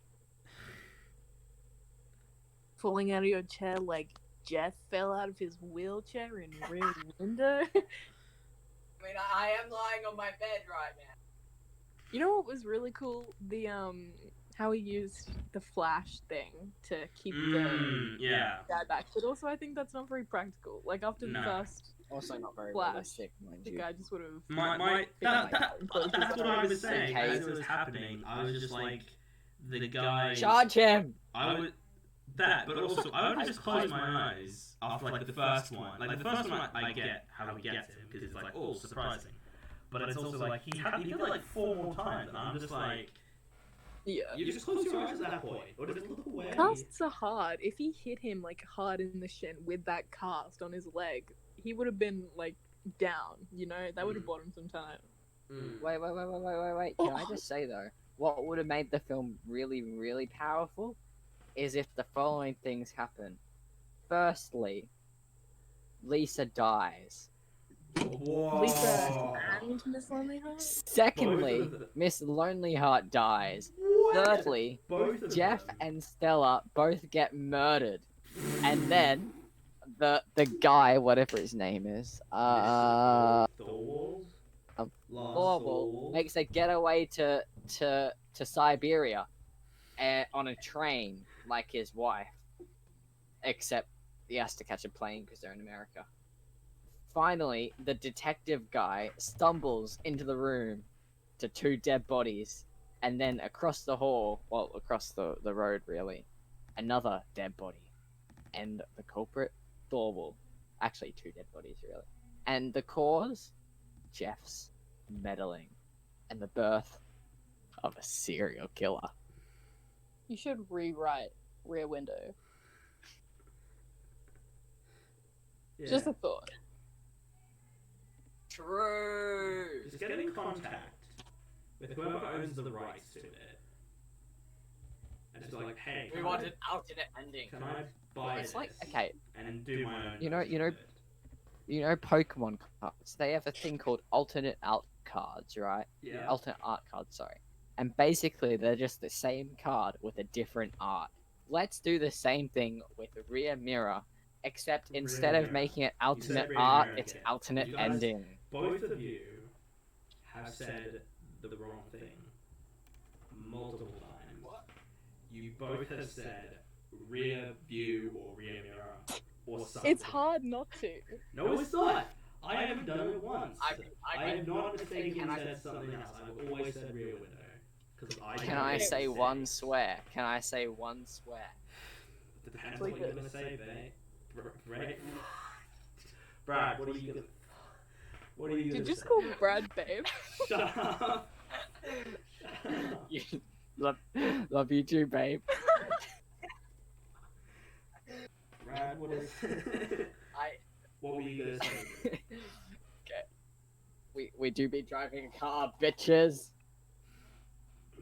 That was not worth it. Yes, it was. In my remake, the whole thing is gonna be filmed in a car park, and the camera will be on one rearview mirror, and the whole film will be acted out behind.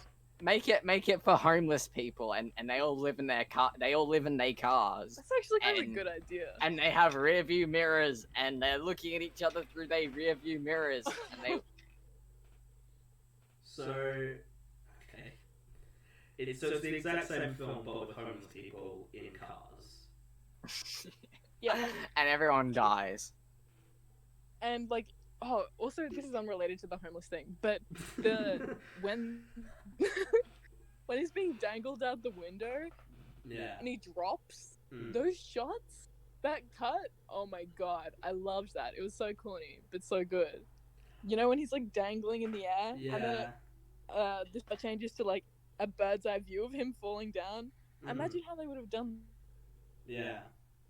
The Great. effect of him falling down looks. Yeah. It's very dated. It is very poorly done. But I have to But give them. Excuse me. Like it looks bad, but Mm. it's amazing to watch. You look bad. Objectively, Oh. compared to today's standards, you know, But to be fair, I loved in today's standards, Twitter, that was a joke. Twitter, that was a joke. bro. You can stop addressing Twitter. There's probably no other Twitter account listening to this. Who even has Twitter? Like I. No, I- what if I I- do is if I I'm was- a friend who has If I Twitter. was allowed Twitter, you know, when I turn 18, the first thing I'm doing is getting a Twitter account so I can follow Minecraft YouTube. In You fact, can have so much fun on Twitter. I've got two. I'm gonna get two cancelled in a Expressing your week. political views. I'm gonna get cancelled in a week. Yeah. Oh, 5 wait, no, days. I'll be fine because I'm progressive. Yeah, it's fine. You every now and again you just say something that people won't like, and it's fine because you're so. Just a Get Big rid of the stuff. government. Yeah, but people won't mind that because you're pretty good. Hey, do you like taxes? No, neither do I. That's why we should abolish the government. Make sure to join me in my revolution. Of course, I'm not actually planning a revolution. Please don't come and arrest me. But come join us. So Rear Window. Another thing that I like about it is the whole setup of it could be either way on like if he kills his wife or not. I think that with a murder with this kind of film and just like kind of a murder mystery in general, I think it's a good idea to set it up in a way where it could be like he could have killed her or he could not have, and both He would be admitted it. He admitted it. They dug up his wife's hand. But I like that it's They sort of, found her hand. They did. yes, that did happen in the movie. Oh, I'm terribly sorry, Mr. Officer. I'm not really sure why I buried my dead wife's hand. You know, I promise you, I'm not guilty. Like you found it in my drawer. I promise you, I'm not guilty. Okay. And I was when I was first watching it, I was sort of I started to. This could just be me, but I started to feel a teensy bit bad for the guy, like just like a teensy little bit. The murderer. Well, yeah, I didn't know he was the murderer then. I mean, Why would you feel bad? Why would you feel bad Because- for a murderer and rapist? is he a rapist?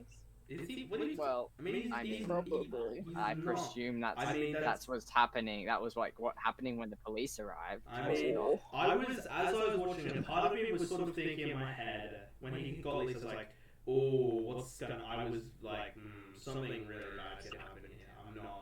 Also, note if you note the terminology, it wasn't like the terminology used wasn't murder or being attacked. It was very specific. It was assault, Oh, which I mean yeah. could be violent assault, but it's a But- very like if you see someone in the street getting beat up, you're like, hey yo, there's someone getting beat up. Not there's someone getting assaulted. Yeah, like, assaulted. does that sort of go works. through anyone's mind? No, it's all yeah. I mean, it could be either way, but I think don't that know. is a very. I think that's probably a pretty. probable outcome. Yeah. Yeah. Yeah. Obviously, I don't know. That's just what I No. assumed was happening. Yeah. I'm just sort of looking at my notes. I think this is gonna go back, I guess. But I thought so. We were talking about this earlier, but the married couple that moves in like just next door. The to, newlyweds? Yeah, the newlyweds. I sort of thought it was being set up for something to happen between the two of them. I think Brad, you mentioned this earlier that you thought there was going to be a setup between those two, like a setup and payoff of, right?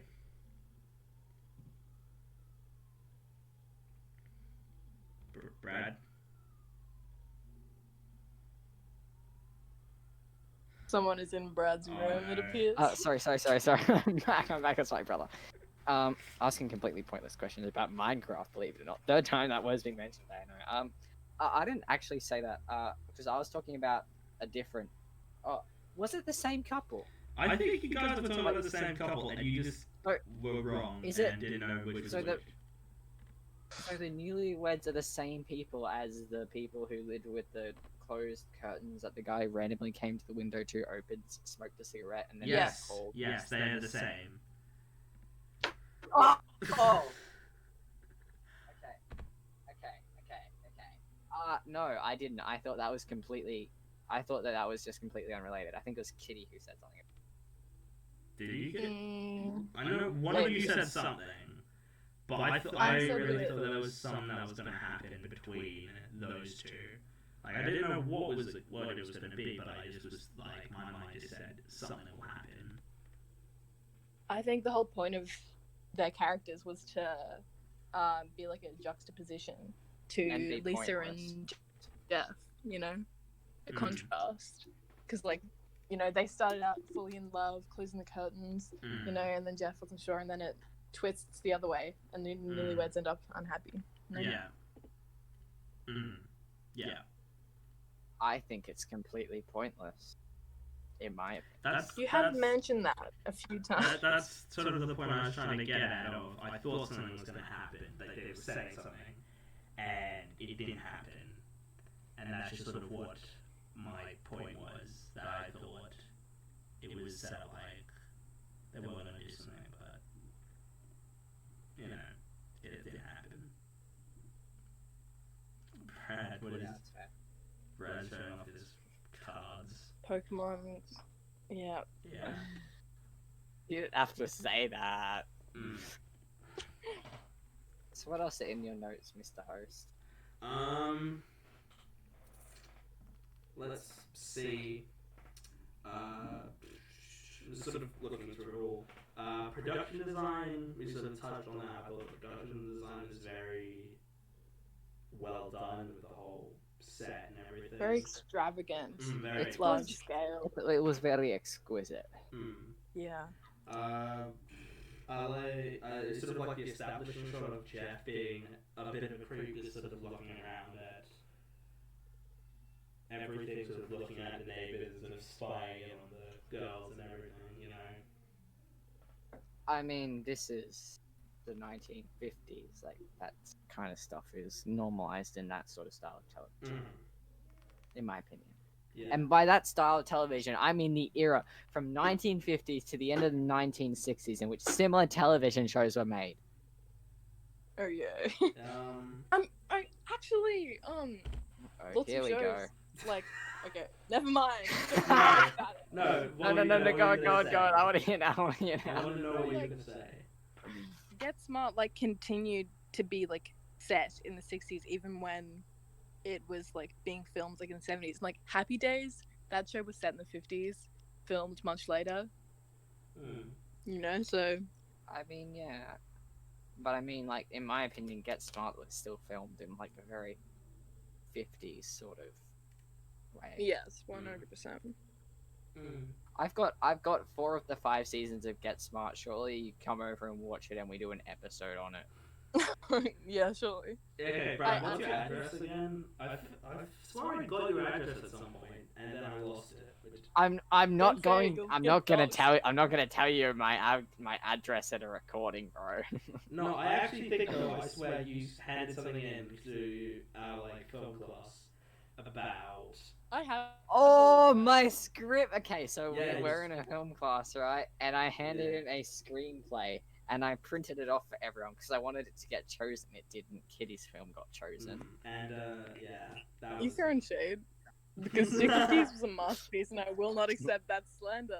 Yeah, Brad, we thought about Sticky Yeah, like- amazing. I mean, I have to say that because I was part of it. I feel inclined to say that. But Can no, we do a whole episode I was not. on Sticky Keys and also the other? Oh, QSF can I just talk S word about it all the time? Absolutely not. You'll not be invited. You're not, Sticky you're not Keys. we need to get people. We need to get people who were part of it on. 'Cause, you know. Yeah. What? No, that's bias. That's called bias. Fine, then we'll get and oh god, how many people will be? Oh god, this could go terribly wrong if I get like every. If I get what, it's like 7 people. He actually is gonna get. I want He's to gonna talk get about cancelled on Scripture Twitter. because Scripture Scripture did was not so deserve. good. Oh, was it? Okay. It I've loved was. Scripture was good. it. I think it was overrated, and really, it had amazing costume. But Well, a lot of it didn't personally- make sense, and lacked originality, and lacked plot, and lacked character development. Personally, I think Sticky Keys is overrated. Okay. Bruh. Can we talk about? Can we also talk about how Unveiled is also overrated because that stuff was terrible.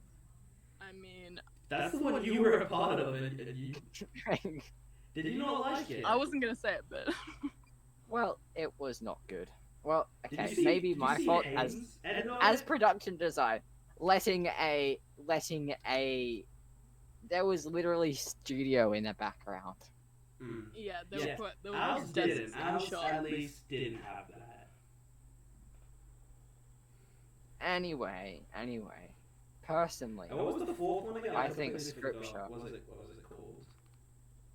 what? There were 4 films that were made. There was Unveiled, there was Yeah. Scripture. There was the crime one. Yeah, as well. I'm trying to remember what that one was called.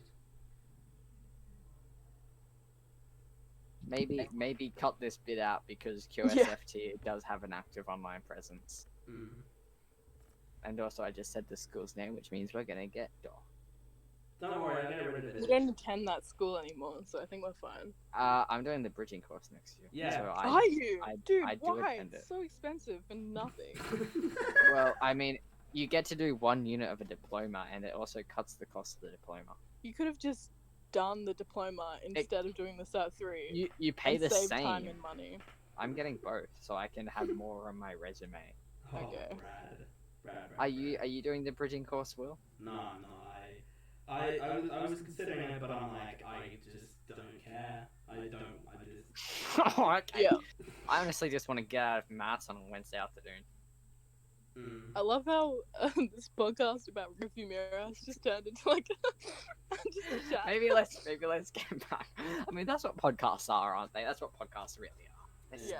No, I've listened to other podcasts, and there's a podcast I listen to, and they just go on full tangents about anything. They just talk about like their time when they spent like they lived in like a share house together, and they talk about like throwing plums on like vans, and talking about like What when they. podcast is that? It's called a Diminishing Returns podcast. Oh. Go check it out on Spotify, everyone. Don't listen to any podcast except. But I'm kind of in talking with the guys What in that about the podcast podcast. I'm gonna start making? What are you, Brad? What about the podcast that I'm about to start making? Really? What's it called? Can you go listen to the? Well, it's gonna be Anarchy with Brad. It's not gonna be called that, okay? But we're gonna be discussing things on the political agenda, political I'm discourse. down for if you that. will. I would love that. I'm also down for that. Well, it's your idea, so I'd like to hope you are. I would assume so. Bruh. Political commentator Brad Sash with a certificate in film. Yeah. Let's really get those filmmakers talking about our politics. Yeah. That's what people want to hear of. People in the film industry. I'm going to go to. About politics. Okay, I actually am gonna move to New York. So, you know, I'll probably go to some uni there and get like a degree in political. You know, I'm gonna be running when I turn 18. I'm gonna be running for the Senate, and I'm not gonna get a seat. At 18, Yeah, you won't be qualified. you don't need to be qualified to run for the Senate. Did you not know? You don't need to have qualifications. It just means you're not gonna get elected. Interesting. Because you know that In literally. Australia? Yeah, in Australia. Because you know that would literally just be, oh, if you're in poor New and York, how are you gonna run for Senate in Australia? I'm moving to Senate after I do my. I'm moving to New York after I do my diploma course, and if I Ah. get elected to the Senate, well, you see, there's kind of the whole thing that, you know, I won't be moving to New York if I get a Senate seat. True. Look, okay, I'll go to New York for like 2 years. And I'll you would get just be my- an independent party? I'll get my degree and then I'll come back into Australia because Okay. you can't run for American politics if you're not an American citizen. Yeah. Did you know not only in Australia you have to be a full Australian citizen, but you have to renounce any dual citizenships you have, like, even if your parents were like born somewhere else, or if one of your parents is born somewhere else, you like can't run. Can you be a dual citizen? Wait, that's not how you spell citizen. Are you fact checking me, Brad? No, well, yeah, actually, I want to know. And run for your parliament. I think it's section 93 or something of the The Constitution. eligibility of several held. What? Yeah, it's crazy. On that basis, the High Court previously held This has just turned into Brad's podcast. 3% Oh. Well, you see, I was gonna go to you know, the UK or the US and get a dual citizenship, but I guess that ain't gonna happen. Not if I want run for Sorry for Awesome. bursting your bubble. yeah. Damn you. It's a rear window. Yeah. You're gonna have so many random tangents on this. Yeah. Yeah. You might want to cut some of this out. Yeah. Make it into a second video. Just be like all the tangents with Brad and Kitty. 100% though, I would love to do an episode on the QSFT films. I have a lot to Mm. say. That might not be a good idea considering I'm affiliated with this podcast and I'm When- still getting my education through that school. You don't have to be in the episode then, Brad. Go Yeah, but I'm still affiliated with the podcast. Okay. They're not gonna know. They're not gonna care. It's fine. What if You know it goes QSFT viral? requested to follow me on Instagram? Wait, yeah, you know they did for me too. It's because I put QSFT in my bio. And I was like, wait, I don't want them to follow me, so I said I took it out of my bio, and then they unfollowed me. I had nothing in my bio. I have a private account. I don't know how they found me. They just requested. Probably because you follow me. Maybe. That's Oh, what it is. Wait, you do Your follow fault. me, right? yes. Okay, good. Anyway. Back to Rear Window. View. Oh wait, no, that's what we can call the car film. We can call it Rear View Mirror. yes, that I literally said that before. Oh well, I said your joke a bit louder. Great. I love it when people do that. I don't have any friends to do it with, so. Oh, Brad, that's terrible. You Brad. got us, Brad. Oh, I've got William Fletcher and William. The movies with Do William you not Fletcher. know my name, Brad? Wait. The movies with William Fletcher and his great gang, including Kitty. You're gonna say my last name? Okay.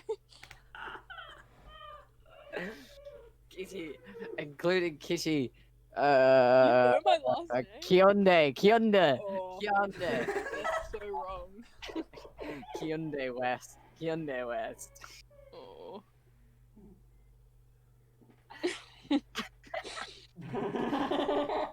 I'm hurt. Kionde West. Don't worry, I'm hurt too, but not because of this. Oh. I'm so lonely. Oh. Any ladies out there? I write poetry. I write poetry. He does actually. I've read some of Brad's poetry, and It's is really good. Mm. I love your poetry.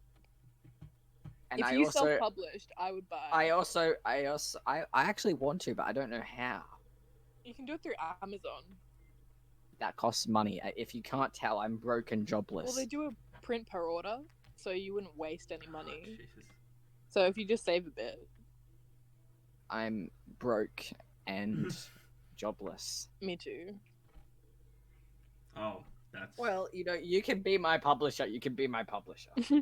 I'll write That- out That everything can be page your by job. page. When the podcast starts pulling money and I expect a cut. Yeah. We want 50% each. Yep. You. This is our podcast now. I'm never gonna be invited on this podcast again. This is the most unorthodox of the podcasts that I've recorded. Jesus Christ. We've been going for nearly 2 hours now. It's also the best podcast that William has recorded, right? William Fletcher at the movies. Yes. The hesitation really What was that convinced me. hesitation about? Oh, sorry.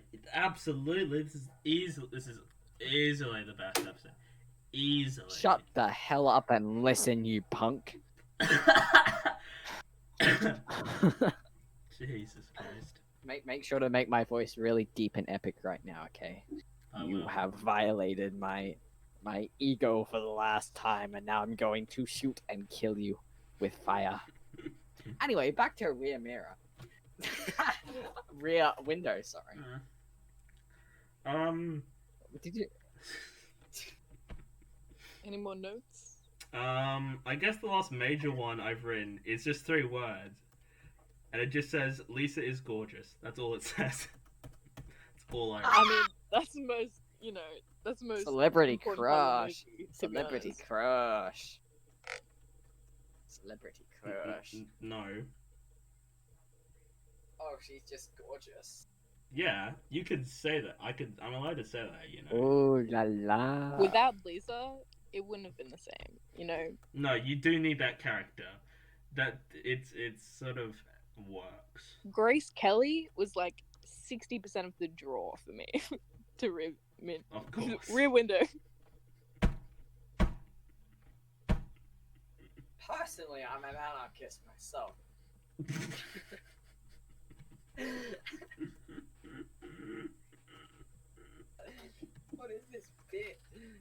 don't know I don't know. Do you guys have anything else you'd like to say? Because I think I basically I just wanted to say said my bit. It was a great film. Go watch it. Go follow the podcast. You know. yeah. One quick thing, like Yeah. beautiful, gorgeous women like Grace Kelly and like Elizabeth Taylor and all these like gorgeous 50s movie Beautiful, stars. gorgeous women in your area. All these like Hollywood stars, they get stuck with like wrinkly old men. Like, No, Am that I is wrong? true. like James Stewart. Wrinkly old man? Are you calling that guy wrinkly and old? He James was Stewart. beautiful. Yes, I am actually. He I was mean, compared to beautiful. her, He he's was like a 10 out of beautiful. 10, and he's like a He- 6. He's like a 20 out. He was beautiful. Mm. Are you body shaming James Stewart? Yes. Whoa, you're not allowed to do that. Remember? His Now body- we are getting broken. cancelled by Twitter. Wait, He no, had 2 Brad. broken It's legs at the end it's of that movie. no, it's fine though. It's a guy. She's allowed to say that, right? So, I'm this- allowing myself to say it. Anyway, Rear Window. What do we think? Was it a good film? Yeah, I was just about to ask, what would you guys rate it, like, out of 10? Like, if you were to give, like, what rate? I'm gonna... 9.7 out of 10. I'd Okay. also put a 7. 9.7, not 7. Oh, no. I just put a 7. Really? You'd only give that a 7? You seemed incredibly positive about it. That's, like... Yeah. I'm a bit of a tough critic. Okay. Well, I would give it a perfect 10 out of 10. It is... I think it's deserved. Perfect. Yeah. It Do is- you know what I score 11 out of 10 though? What? Star Wars. No. Hamilton. Oh, of course. It's fine, I've just lost my headphones. I can't hear. For the audience, Brad has fallen off Can't of his hear chair you. for the second time. Hang on, And hang he- on. 2 And hour he also, duration of the he podcast. threw something. I'll go in there. Brad, you want I- to walk us through what just happened there? Yeah. Just before we Okay, finish, just so- tell us what so- happened. Okay. Yeah. Pokemon cards. Pokemon code. Pokemon cards. Pokemon Nice. code card. Nice. So, I was shuffling, and then I said, what did I say? Trying to think what you It was a said. 7. I You're a said tough something. critic. Hamilton? Yeah. Oh, It's like, yes, you yes, said yes, what, Hamilton. You like, what do I And- give and because- 11 out of 10? Yes, and then I said, hang on, I gotta finish this real quick. I sorted my cards here, like my code cards like this, you see? and then I was like, yo, I rate this film 11 out of 10, and I was like, Hamilton, I threw them all in the air, leaned back, and I kind of like, fell. And my headphones pulled out of the socket, and my bed caught me luckily. But my headphones were like, wee, and I had no audio, and I kind of fell. Well, it's been a pleasure. Thanks for Yeah. having me. Oh, Follow Brad that's- on Medium. Yeah, follow you Letterboxd. Got a Letterboxd account. You should follow me on that. Yeah. At William your Fletcher. Letterboxd. That's my. Kitty, what's your Letterboxd? You need to plug that. Oh, I don't remember. I think it's just Kitty Kunde. Kunde. Kunde. If Yeah, I had Not letterbox, Hyundai. We would if also I be. had Keonda West. We need to end this podcast so Brad can take a nap or something. He's out of control. Brad, have you done? You haven't done any True. drugs today, right? I don't do drugs. No. No, I actually haven't even had caffeine today. Oh, so that's just an old empty Pepsi then.